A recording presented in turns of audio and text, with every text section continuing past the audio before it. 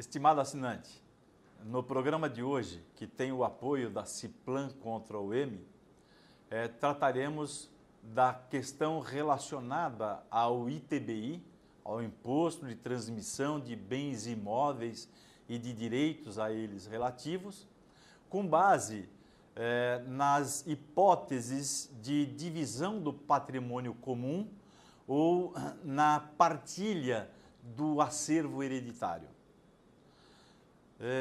As leis municipais, já que ao município compete a instituição e exigência do ITBI, por vezes e em várias situações, nós encontramos como hipótese de incidência a divisão do patrimônio comum, que embora se dê de forma igualitária, apresente alguma diferença em relação ao patrimônio imobiliário. Para que isso fique bastante claro, leis municipais como a da capital do estado de São Paulo impõem a incidência do ITBI quando, na separação do patrimônio comum, entre os dois cônjuges acaba por ficar com mais em imóveis, por conta da previsão de que será considerado o patrimônio imobiliário e não o patrimônio comum. Pretende o fisco municipal, nesse exemplo e tantos outros, e são centenas de outros, considerando todos os municípios do país, se pretende buscar a arrecadação do ITBI sobre uma hipótese que não configura, na verdade, fato gerador desse tributo. Para compreender bem isso, nós temos que ir ao conceito de direito civil dado ao chamado patrimônio comum. E todos nós sabemos que patrimônio comum é uma universalidade indivisa de bens, a ponto de permitir a afirmação de que na vigência ou na constância do casamento, nenhum dos dois cônjuges é titular de metade de cada bem. Ou seja, na constância do casamento, os dois são proprietários de metade do todo. Isso em razão do regime jurídico que faz com que aqueles bens sejam de ambos. Só por ocasião da partilha, depois do falecimento da sociedade conjugal, com o divórcio e a partilha, é que esses bens serão utilizados para pagar o direito conhecido pelo nome meação. Então, para o pagamento da meação, aí sim, nas partilhas consensuais, se as partes elegerão os bens que servirão para satisfazer o direito de cada um. E só nesse momento, então, que os bens se sujeitam à divisão. Dividir antes é impróprio. Dividir antes é considerar de forma inadequada o patrimônio comum.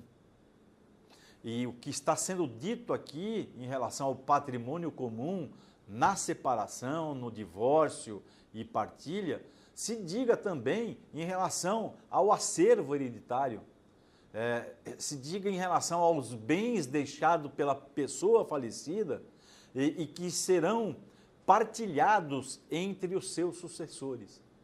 Também o acervo hereditário é uma universalidade indivisa, que somente por ocasião da partilha é que os bens serão considerados individualmente e utilizados para pagar os respectivos quinhões.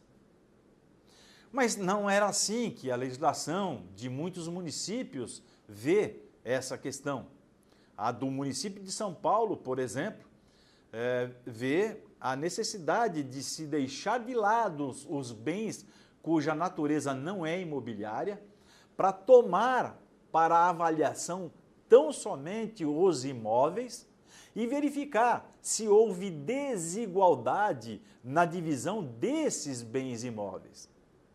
Tendo havido, diz a lei, que sobre a parte que superar ou que exceder a meação nesse patrimônio imobiliário será tributada na pessoa de quem ficar com mais. Porque teria ela, essa que ficar com mais, se inserido na condição de adquirente de imóvel ou de direito relativo ao imóvel.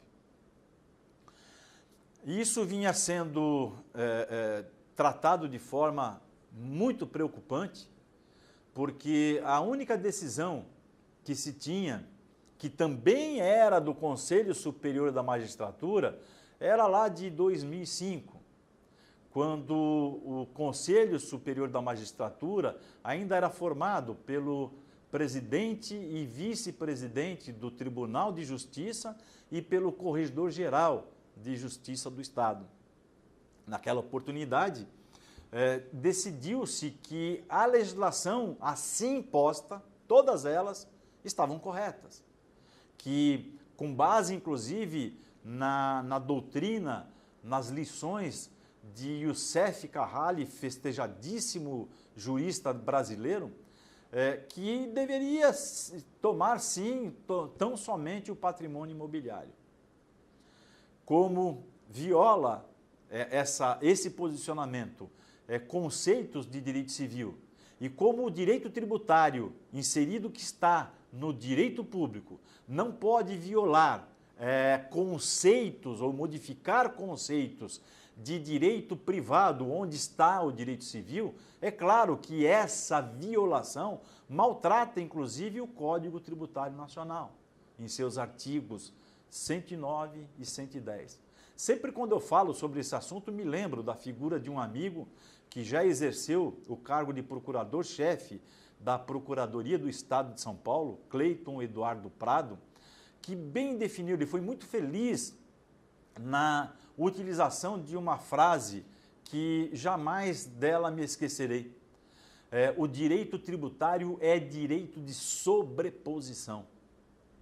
Ou seja, ele tem autonomia para fazer o que bem quiser fazer, desde que não modifique conceitos de direito civil. E a incidência sobre o patrimônio imobiliário, que é exclusivo a pedido da lei, do patrimônio comum, é uma forma, sim, de maltratar essa disposição do Código Tributário Nacional. É fazer com que o conceito de patrimônio comum, de acervo hereditário, sejam modificados, sejam distorcidos. Eu trago, e por isso desse programa hoje, para vocês uma decisão também do Conselho Superior da Magistratura, que foi publicado, o acórdão foi publicado agora no dia 20 de julho de 2017, portanto, recentemente, semanas atrás, que traz uma compreensão melhor a respeito desse assunto. O Conselho Superior da Magistratura, nesta oportunidade, nega a incidência do ITBI nesses casos, exatamente pela afronta ao conceito de patrimônio comum. Essa decisão homenageia não só o conceito aqui já mencionado, como aponta para a inaplicabilidade do artigo 289 da Lei de Registros Públicos. Porque ao oficial que suscitou essa dúvida, na verdade, não está obrigado a observar esse artigo 289 da 6.015, porque essa norma determina que ele faça fiscalização do imposto quando devido, e não do imposto desejado pelo fisco de forma incorreta. Sobre esse assunto, nós teremos oportunidade, aliás, uma oportunidade que vem bem a calhar, de tratar dela agora, nos próximos dias, no dia 19 de agosto, quando na companhia do professor Arthur Delguércio e Ralfo Valdo de Barros Monteiro Filho, nós estaremos discutindo os 10 anos da Lei 11.441.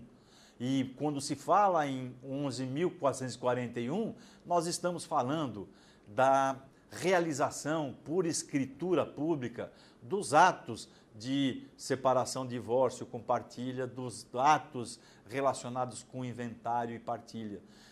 E no momento em que for oportuno, não tenho dúvidas que me caberá a análise mais aprofundada dessa questão.